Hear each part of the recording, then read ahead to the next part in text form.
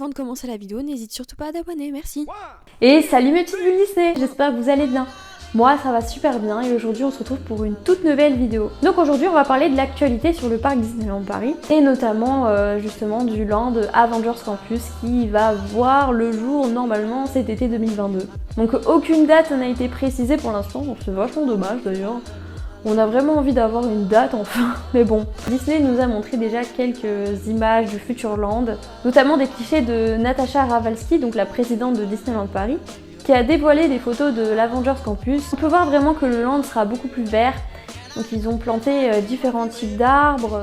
Apparemment ils ont fait appel au paysagiste Marc Boulanger, qui est un super intendant Let's Camping, j'ai un accent formidable je sais, et qui est donc à Disney Imagineering, qui s'est occupé justement du tout ce qui est du pôle vert, du pôle paysagiste en fait. Et donc il a mis un grand espace végétal à l'entrée du land et au centre. Donc de base, avant le land Avengers Campus, Backlot était vraiment une zone où il faisait extrêmement chaud en été, parce que la verdure était très pauvre là-bas, il n'y avait pas beaucoup de verdure. Et comme c'était très bétonneux, les visiteurs se plaignaient souvent de la chaleur. Donc là, il y a vraiment une volonté aussi d'ombrager la zone et ça va vraiment nous faire du bien, ça je peux vous le dire, et rajouter du cachet au land.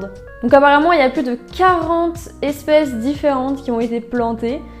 Donc là, je pense que vraiment, on aura vraiment notre compte, hein, niveau verdure, je pense qu'on va être tranquille. Il y a aussi une espèce végétale qui s'appelle rhododendron, je sais pas si je le dis exactement comme il faut, qui justement reprend les couleurs du costume de Spider-Man, donc un petit easter egg. Je trouve ça super aussi d'aller autant dans le détail. Natasha Ravalski a aussi dévoilé l'avancement justement des attractions, en tout cas des façades externes. Donc on a pu voir la façade de l'attraction Spider-Man, on peut vraiment voir le côté assez moderne avec le logo justement de l'araignée. On n'a pas vu vraiment la façade de l'attraction Iron Man, on peut l'apercevoir au loin. Alors apparemment l'attraction est en phase de test depuis un petit moment, donc l'intérieur est déjà fini. Spider-Man aussi, il me semble également. On a pu aussi voir un autre plan du Quinjet. Et c'est là qu'on peut vraiment voir que le Quinjet est pas si haut que ça, parce qu'à un moment donné on voit la photo que je vous mets là, on voit Natasha Ravalski qui est en dessous d'un espèce de préau, donc je pense que c'est l'entrée justement de l'attraction Iron Man, et juste à côté, derrière elle, on peut voir le Quinjet. Le Quinjet est quand même relativement bas, donc les visiteurs pourront le voir assez facilement. Bien avant ça aussi, on avait pu voir des clichés justement de la nouvelle voiture des Avengers, donc ça c'est quelque chose qui est inédit apparemment dans notre parc Disneyland. Donc c'est le Avengers Deployment Vehicle, donc l'ADV pour faire plus court, qui sera du coup apparemment un véhicule qui circulera parfois dans le land pour transporter justement certains personnages de Marvel. Donc ça rajoutera vraiment une thématisation, une immersion supplémentaire qui est super intéressante je trouve. Donc il a été créé justement par Tony Stark. On n'a pas encore de nouvelles concernant les animatronics qu'il y a justement aux États-Unis.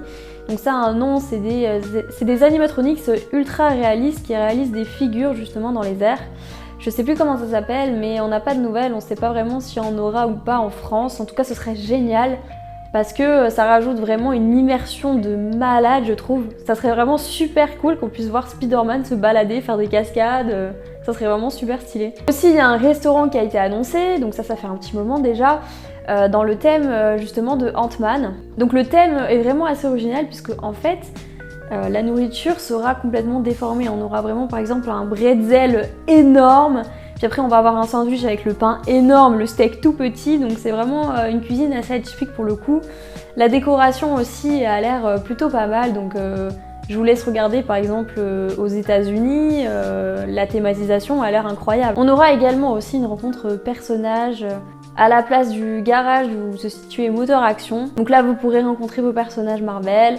Donc ça fera un nouvel espace de rencontre. Il y a eu aussi la rethématisation du show building, donc le studio 9, qui était assez visible des visiteurs et également visible depuis la gare Marne-la-Vallée-Chessy. C'était quelque chose qu'on voyait vraiment directement, ce fameux bâtiment, qui faisait assez tâche par rapport au land Marvel, parce qu'il n'était pas du tout en adéquation. On voyait vraiment le studio 9, en gros, ça n'allait pas du tout avec le land. Et ben là récemment ils ont repeint le bâtiment sur les tons gris et ils l'ont remplacé justement par l'icône Avengers.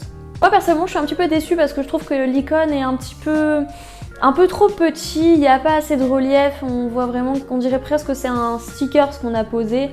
Mais bon, après, ça fait le taf, on va dire. Au moins, ça rentre un peu plus dans la thématique du land. Donc bon, on va pas non plus, trop râler non plus, c'est déjà bien. En tout cas, Disney nous a pas dévoilé d'autres clichés pour l'instant. Je pense qu'ils vont pas tarder à nous en dévoiler d'autres, puisque la sortie du land commence à approcher à grands pas. Et je pense aussi que Disney va pas tarder à nous donner une date exacte de sortie pour cet été. Donc vraiment, moi j'ai vraiment beaucoup trop hâte de découvrir ce nouveau land. Ça va vraiment faire donner un second souffle au parc Walt Disney Studios qui en avait bien besoin. Et voilà, j'ai vraiment beaucoup trop hâte de découvrir tout ça. Donc voilà, j'espère qu'on aura d'autres news du land Avengers Campus. En tout cas, je pense que le land ouvrira ses portes en milieu d'été, on verra bien. En tout cas, on croise les doigts pour que ça arrive le plus rapidement possible. On verra bien. Et sur ce, on se retrouve pour une prochaine vidéo. À très bientôt, ciao ciao!